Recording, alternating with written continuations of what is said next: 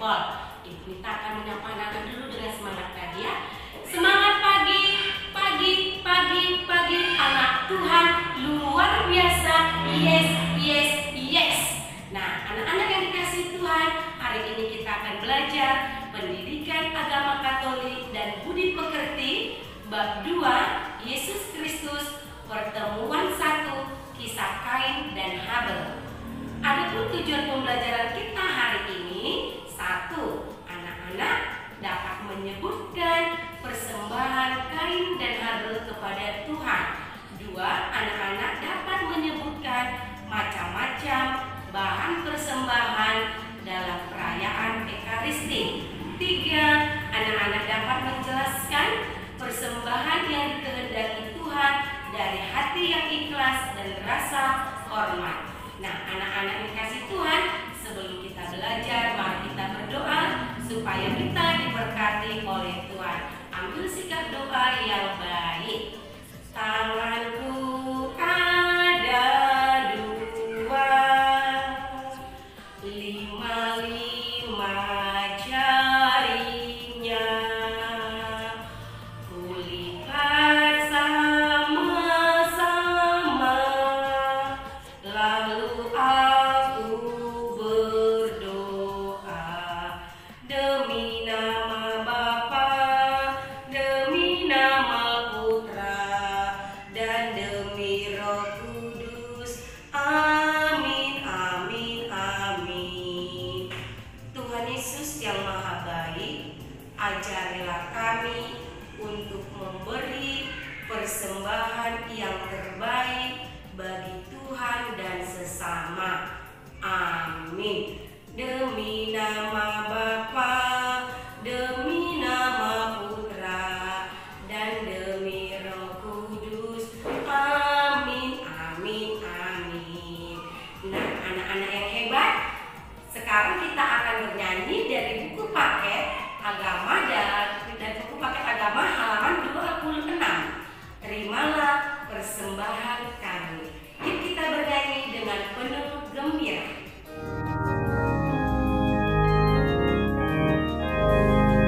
Terimalah persembahan kami, terimalah ya Tuhan sajian hamba-Mu. Satukanlah kami di dalam kurban-Mu, segenap kehendak dan budi. Satukanlah kami di dalam kurban-Mu. Terimalah roti dan anggur ini, terimalah ya Tuhan sajian hamba-Mu. Ini doa dan minta kami, terimalah ya Tuhan sajian hamba-Mu.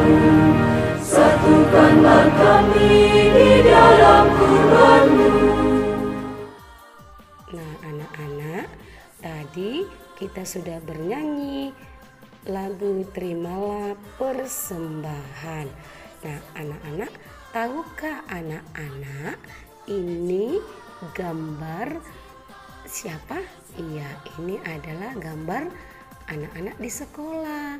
Nah, di sini ada 2 gambar. Nah, gambar yang pertama ini ya, di sini ada petugas kolektor ketika misa sedang menjalankan tugasnya, menjalankan tempat persembahan. Nah, ini teman kita ini memberikan persembahan dengan ikhlas. Sedangkan gambar yang kedua, dia memberikan persembahan dengan bersungut-sungut. Yuk kita baca ceritanya ya. Persembahan untuk Tuhan.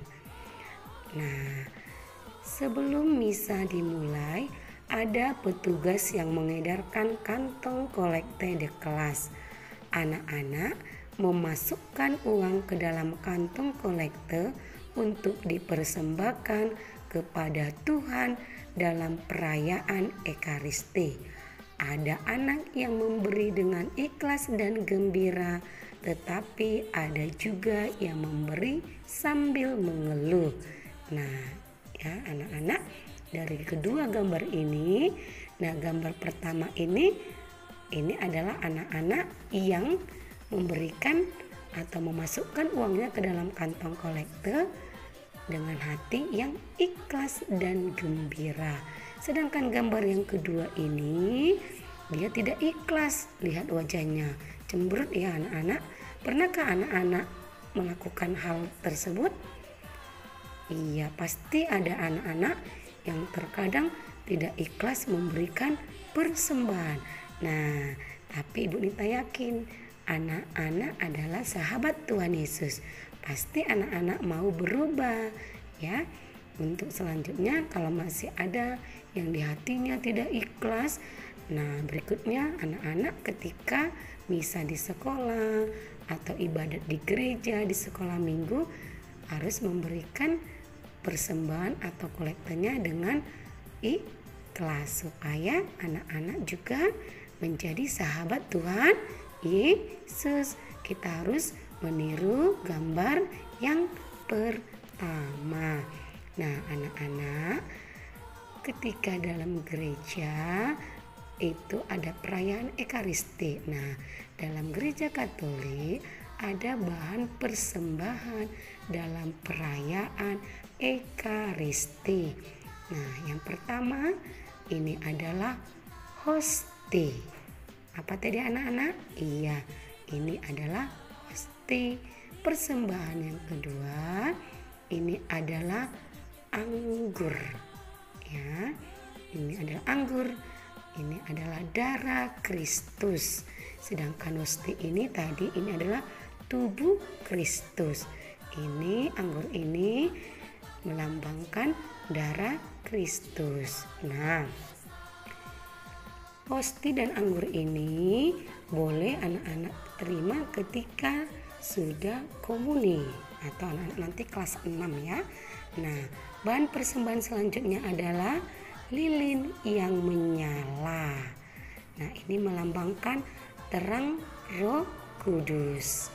Lalu ada bunga hidup ini anak-anak ya. Nah, bahan persembahan terakhir adalah kolekte. Nah, inilah persembahan yang anak-anak berikan tadi akan dipersembahkan dalam perayaan Ekaristi. Maka dipesan kepada anak-anak, berikanlah yang terbaik, berikanlah dengan ikhlas. Nah, anak-anak, yuk sekarang kita mau mendengarkan kisah Kain dan Habel dari kitab Kejadian 4 ayat 1 sampai 16. Nah, anak-anak dengarkan dengan tertib ya.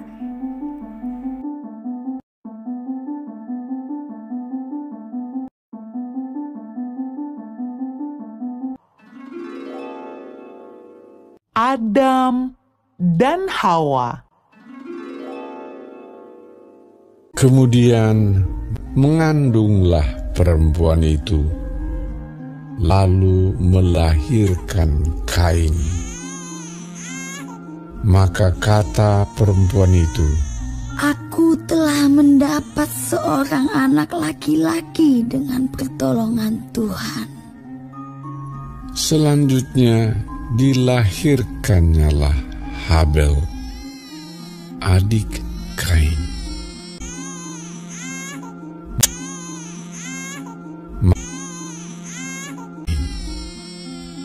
Dan Habel menjadi gembala kambing domba, Kain menjadi petani.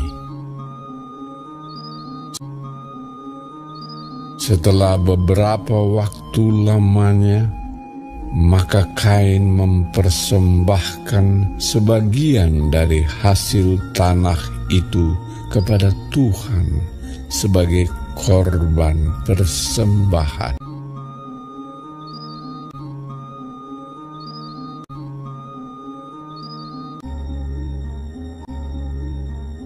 Habel juga mempersembahkan korban persembahan dari anak sulung kambing dombanya, yakni lemak-lemaknya.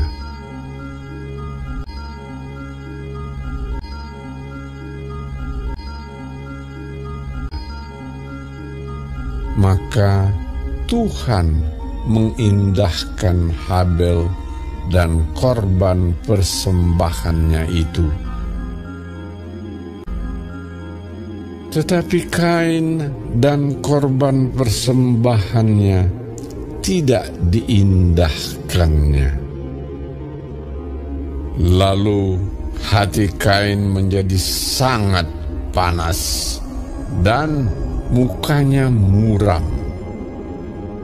Firman Tuhan kepada Kain, "Mengapa hatimu panas dan mukamu muram?"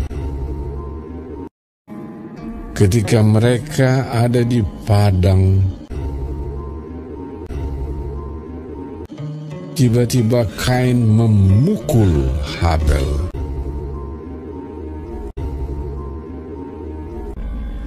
"Di mana Habel, adikmu itu? Apakah yang telah kau perbuat ini? Maka sekarang engkau menjadi seorang pelarian dan pengembara di bumi."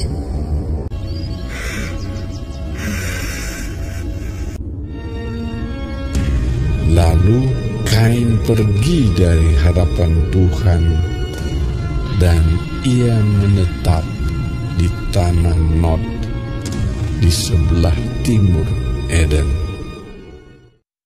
Nah, anak-anak yang manis, tadi anak-anak sudah mendengarkan kisah Kain dan Habel yang diambil dari kitab Kejadian 4 ayat 1 sampai 16. Nah, sekarang Ibu Nita mau tanya, siapa yang tahu ya apa ya pekerjaan Kain? Jempol. Iya, pekerjaan Kain adalah seorang petani. Kalau pekerjaan Habel? Iya, gembala domba. Siapa yang masih ingat? Hasil panen itu persembahan siapa? Iya, very good anak ibu. Itu adalah persembahan Kain. Sedangkan Habel persembahannya adalah domba sulung yang terbaik. Nah, anak-anak yang hebat, mengapa Tuhan tidak menerima persembahan Kain? Ayo, siapa yang masih ingat ceritanya tadi? Oke, mantap, pintar anak ibu. Ya, Tuhan tidak menerima persembahan Kain karena Tuhan tahu bahwa Kain memberikan persembahan tidak dengan hati yang ikhlas.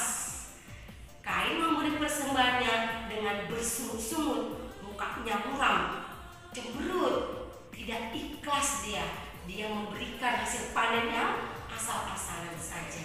Sedangkan Habel memberikan persembahan dengan hati yang ikhlas, wajah yang gembira, senyum yang ceria, dan rasa hormat. Nah, anak-anak, dari Kain dan Habel, sifat siapa yang patut kita tiru?